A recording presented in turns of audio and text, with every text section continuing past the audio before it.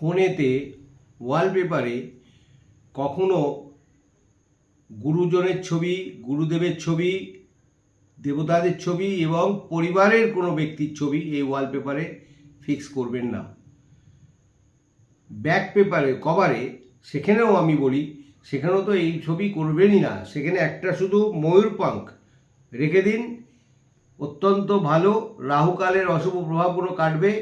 আর এই যে ওয়ালপেপারে যে ছবিগুলো রাখতে না করছি, বারণ করছি, এতে আপনি অনেক সাফল্যই পাবেন। দেখুন, গুরুজনের ব্যক্তি, গুরুস্থানীয় ব্যক্তি, মৃত মানুষের ব্যক্তি, মৃত ব্যক্তি, এদের ছবি রাখছেন, আপনি বাঁ হাতে ফোনটা ধরছেন, কোনো অশুভ পরিস্থিতিতে ফোনটাকে ধরতে হচ্ছে বাঁ দিকে, বাঁ হাত দিয়ে, তাহলে তাদেরকে অসম্মান করা হচ্ছে।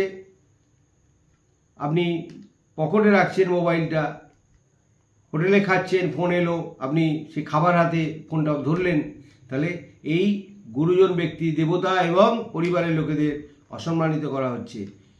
এইভাবে কোনো ওয়ালপেপারে এনাদের ছবি রাখবেন না। অন্য যে কোনো ফুলের ছবি রাখুন, গ্রিন ছবি রাখুন, সমুদ্রের ছবি রাখুন, অনেক ভালো।